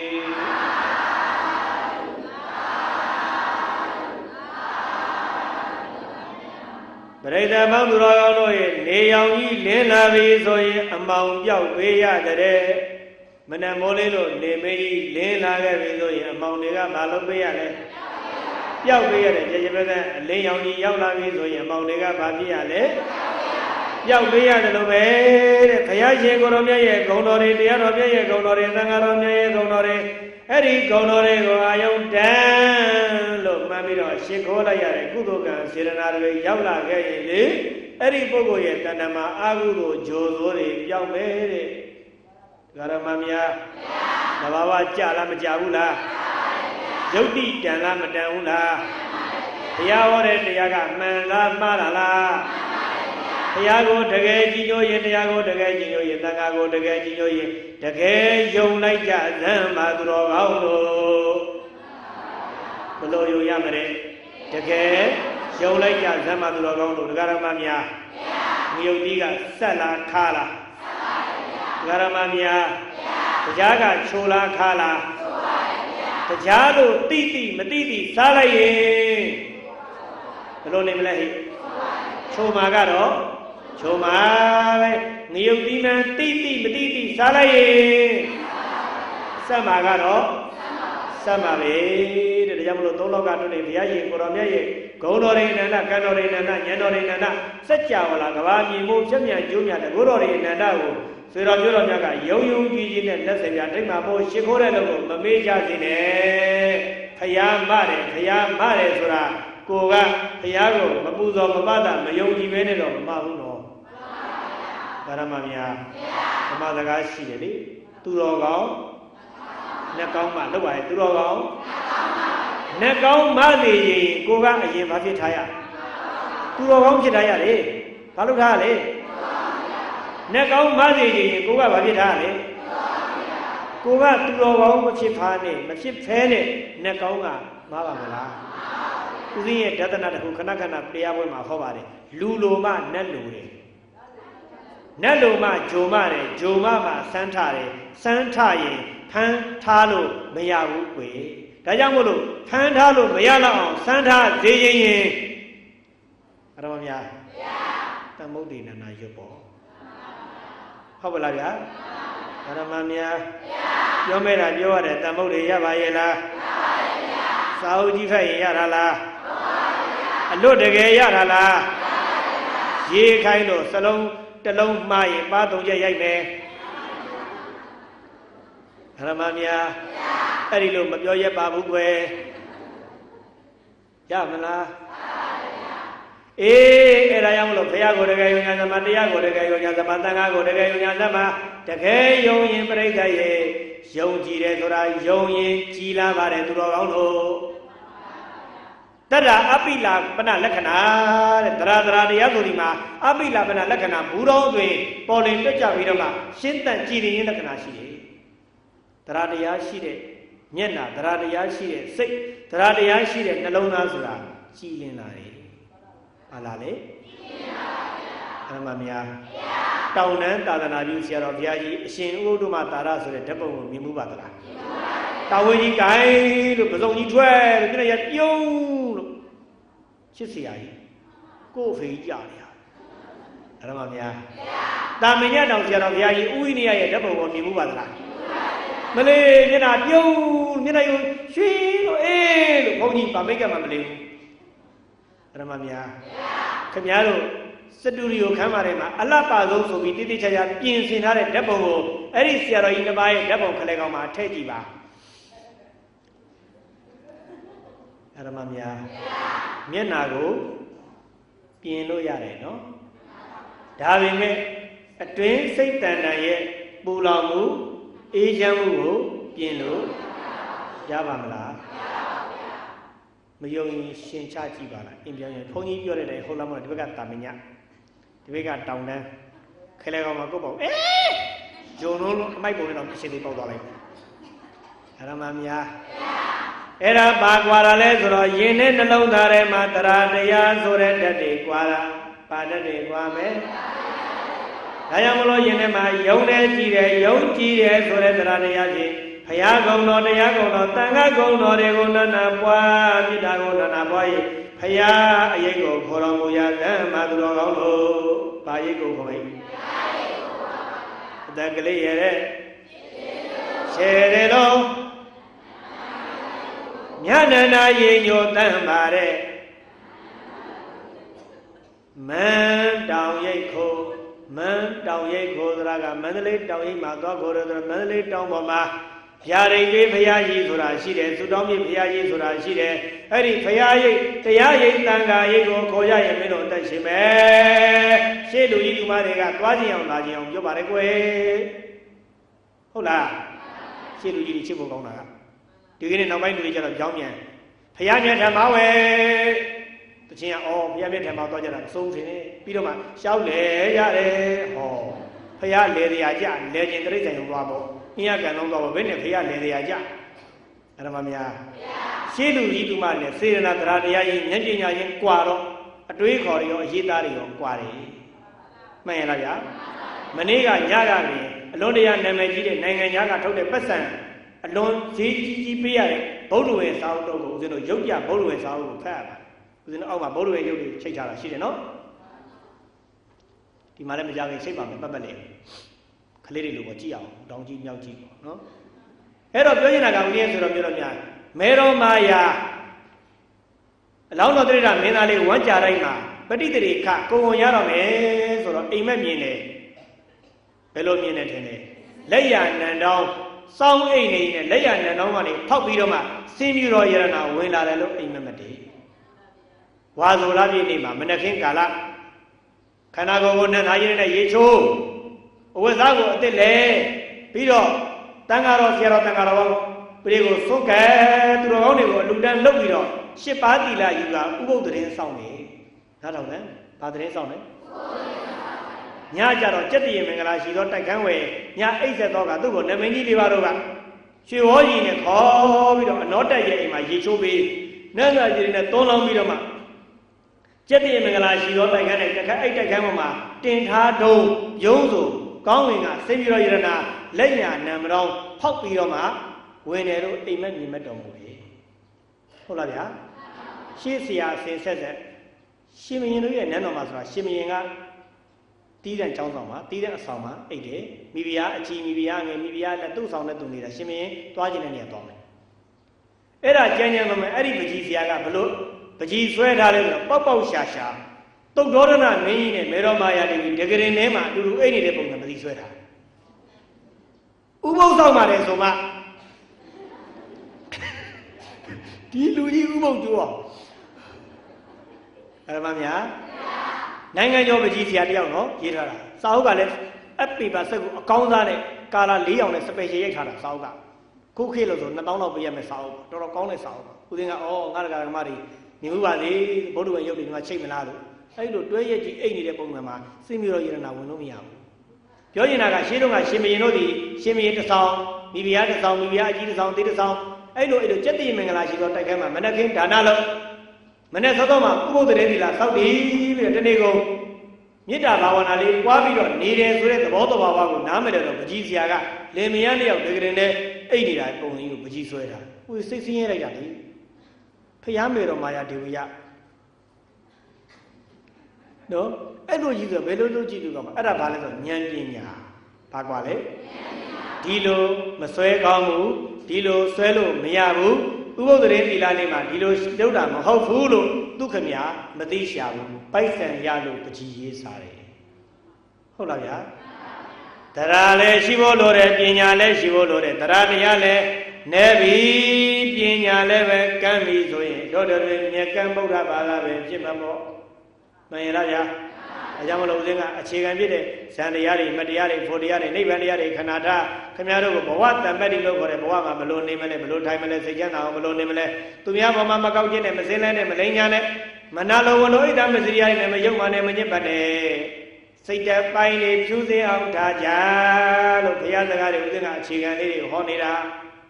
မှန်လားပြောကောင်းလို့ရေးကြည့်တာကစိတ်ကောင်းရှိဖို့ပထမပါရှိဖို့စိတ်ကောင်းမရှိလို့ဘာမှလုပ်လို့မရဘူးမှန်ရလားဗျာဒီနေ့ဦးဇင်းရဲ့ဆူတော်မျိုးတော်ကြောင့်ဟောဒီမှာခင်းနေခင်းလာတဲ့ဦးဇင်းကိုယ်တိုင်လာကြီးကြတဲ့မနေ့တည်းဟာခင်းကြဟိတန်တန်ရှင်လောက်ကြပါဟာတကယ်ဒီလဲကြပါအသိလေးလောက်ကြပါဟာမိเจ้าနေဘလို့ကောင်းအောင်လုပ်မယ်တန်ကျက်တဲ့တွေဘလို့ကောင်းအောင်လုပ်မယ်နေရာတိုင်းကဘလို့ချမ်းသာလုပ်မယ်အစားတောက်ပြီးကိုကြောင်းနေချင်းသွားကြည့်အောက်ကခင်းပြီးလားပြီးပြီလားတောက်ယူအကုန်လုံးစီမံခံွယ်ဩငါတရားဓမ္မတွေဘဝတန်တရားဇက်ကငါကိုတင်ငန်းစွမ်းကြောင်းတွေပစ္စည်းလေးပါလူရန်ထောက်ပံ့လာရတဲ့တရားဓမ္မတွေကျက်မှကြပါစေချမ်းသာကြပါစေကိုယ်စိတ်တွေကကျမ်းကျမ်းမာချမ်းချမ်းသာသာနဲ့ဥပုသ်တဲ့သီလစောင့်ပြီးလို့ကုသိုလ်ရကြပါစေလို့ဓမ္မများဘုန်းကြီးကိုယ်တိုင်စေရနာပါပါတရားတရားပါပါပညာတရားပါပါနဲ့တိတိကျကျကြီးကြပ်ပြီးစီစဉ်ထားတာပြောရင်မင်းတို့လုပ်လိုက်ပါဆိုရင်ကျွန်တော်လည်းခိပြလုပ်ထားတာမဟုတ်ဘူးမှန်ရလားဗျာတရားဓမ္မတွေကိုချစ်တယ်ပြည်သူလူထုရဲ့အကျိုးစီးပွားကိုဆောင်ရွက်ခြင်းနဲ့အများကောင်းကျိုးကိုလိုလားတဲ့ဆိုတာအဲ့လိုစေရနာလည်းကောင်းမှတရားလည်းကောင်းမှပညာလည်းကောင်းမှပြည့်ပြည့်စုံစုံဦးဇင်းတို့လုပ်တာပါမှန်ရလားဗျာဒါကြောင့်မလို့ဦးဇင်းရဲ့ဆွေတော်မျိုးတော်များဒီကနေ့မနေ့မှတော့တန်ဖိုးတွေရဲ့အခြေခံ1ဗုဒ္ဓဘာသာဝင်ဆိုဒီမှာဖရာစကားကိုနားထောင်သောသူများကိုခေါ်ပါတယ်။နေ့သို့ပါသောကြောင့်တို့တွေသည်ဗုဒ္ဓဘာသာဝင်ဖြစ်သည့်အလျောက်ဖရာစကားကိုတကယ်နားထောင်ကြဖို့လိုအပ်ပါတယ်။သို့ဖရာစကားကိုတကယ်နားထောင်မယ်ဆိုရင်ဒါနသီလဘာဝနာဆိုတဲ့ကိစ္စတွေကိုလုပ်ချင်းမလုပ်ချင်းလုပ်ကိုလုပ်ကြရမှာဖြစ်ပါတယ်။လေးဗုဒ္ဓဘာသာဝင်ဆိုဒီမှာ၃မျိုးရှိပါတယ်မိယောဗလာဗုဒ္ဓဘာသာဝင်သရဗုဒ္ဓဘာသာဝင်ပညာဗုဒ္ဓဘာသာဝင်ရဲ့လို့ဗုဒ္ဓဘာသာဝင်၃မျိုးရှိရမှာတို့တွေဒီကနေ့ပညာဉာဏ်နဲ့ဆက်ရှင်သောဗုဒ္ဓဘာသာဝင်ဖြစ်အောင်ပညာဗုဒ္ဓဘာသာဝင်ဖြစ်အောင်အားထုတ်ကြပါစို့အဲဒီလိုပညာဗုဒ္ဓဘာသာဝင်ဖြစ်အောင်သွားကြရဝဲအတိလိမ္မာဉာဏ်ပညာဆိုတာတုတ္တမယဉာဏ်စိတ်တမယဉာဏ်ဘာဝနာမယဉာဏ်မျိုးဖြင့်မသွားဘဲနဲ့မရဘူးဒါကြောင့်မလို့ဒီကနေ့ဖရာရဲ့အကြောင်းတရားရဲ့အကြောင်းတန်ခါတော်အကြောင်းဘုရားကုံတော်ရဲ့အကြောင်းတို့တို့တွေခြေမြင့်မြင့်ကောင်းကောင်းမွန်မွန်ပတ်နက်ပြည့်ပြည့်စုံစုံနားလည်စေဖို့ရန်အခြေခံကစ၍သင်ကြပါစို့မှန်ရင်လားသူတော်ကောင်းတို့အောက်ဝေဆုံးကြပြလေးတွေကိုဏိဒန်းဆိုမယ်ဏိဒန်းဆိုပြီးတော့မှခိတ္တကနာသိယုံလို့တတ္တိတရကဇလန်းတွေနေခင်းညမှာဆက်ဟောမယ်ကိုင်းဆိုကြတိတ်တိပေါလို့သံဗုဒ္ဓေကိုရုပ်ကိုရွရမည်ယောဂကင်းလို့ သမုဒ္ဒေကိုရုပ်ကိုရွတ်ရမည်ကျက်တရေရှိလို့သမုဒ္ဒေကိုရုပ်ကိုရွတ်ရမည်အတဘေကင်းလို့သမုဒ္ဒေကိုရုပ်ကိုရွတ်ရမည်အခက်ခဲကင်းလို့သမုဒ္ဒေကိုရုပ်ကိုရွတ်ရမည်ဘေးရန်ကင်းလို့သမုဒ္ဒေကိုရုပ်ကိုရွတ်ရမည်သခောဓမြကင်းလို့သမုဒ္ဒေကိုရုပ်ကိုရွတ်ရမည်တရေတစေကင်းလို့သမုဒ္ဒေကိုရုပ်ကိုရွတ်ရမည်တိုင်လောရှိသမုဒ္ဒေကတော့ရွတ်ရခိတ္တခဏမြပထမပိုင်းသိညာအောင်ဆိုရသမုဒ္ဒေသဝိနေသဘာရဏေသအဟတကေဧသတတသဟတာနိနမာမိဣရသမဟံအကကဝါလုကကိကအနန္တနေဥဒ္ဒသီနာဧတံဓမ္မေသသံဃေသအာရရေနနမမဟံနမေကာရနုဘာဝေနဟိတဝါသဗ္ဗေဥပဒဝေအနေကအန္တရာယာပိဝိနန္တတုအသေတတော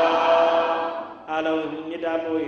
ဒီကနေ့ပေါင်းစုပြုခဲ့ရသောကုသိုလ်ကောင်းမှုများအလုံးရေးဆက်ချမယ်ဒီနေ့လူတကာလူမများမှာတာကိတ3ရံပြေ73လမှာတည်ရှိသောနေထိုင်ကြပါသောလူဒါယကကြီးဥမြင့်အောင်လူဒါယကမကြီးတော်သိမ့်သိမ့်မိသားစုတို့ကဓမ္မဒါနဓမ္မပူဇာကောင်းမှုအာရဒါနအာရပူဇာကောင်းမှုဖြင့်ဒကာဓမ္မပရိသတ်ပေါင်းသူတော်ကောင်းတို့ဟာတရက်တာစောအလူတော်များကို7သိန်းခွဲ2သိန်းအကုန်ရခံ၍ကျွေးမလူတိုင်းကြပါတယ်ဤဒါနသီလဘာဝနာပေါင်းစုမြတ်ကောင်းမှုအားလုံးတို့ကိုရေးသက်သောကြာမြောက်တမ်းပေးဝေသိညာသို့ပြဆိုကြဤသို့ပြုရာမြတ်ပေါင်းညာရာချမ်းမြရဲ့ကြည်ဧမေညီရေကြည်ထောက်ချနမ်းမကောက်ဖဲရောက်ရပါလို့သောတော်လဝရင်လေရလေဒုက္ခဝေဒံယမအပေါမကောင်းဟုသမျှမတွေ့ရပဲသဗ္ဗဣစ္ဆာမင်္ဂလာကိုရေသာတာရိရသေးသောယနေ့ယခုပြုသမျှမြတ်ဘာကကိုမိဘဆရာယောတကာနိကိုမဆောက်ချက်ကိုဆောင်တကအရင်စား၍ရှိသမျှလုံးစုံ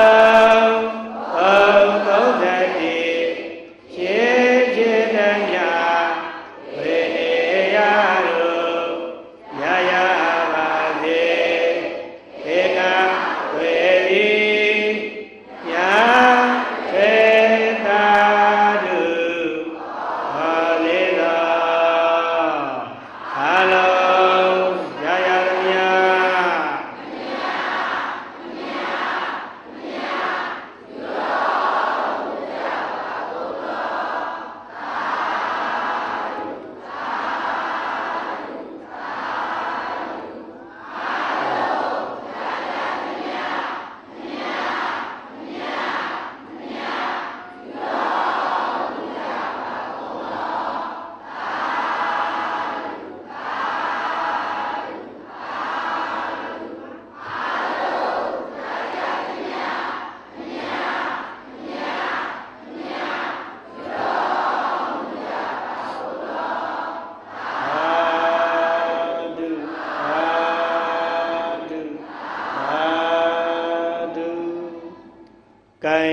အလုံးကိုယ်စိတ်နှပြဘေးရန်กว่าသာသနာပြုနိုင်ကြပါစေ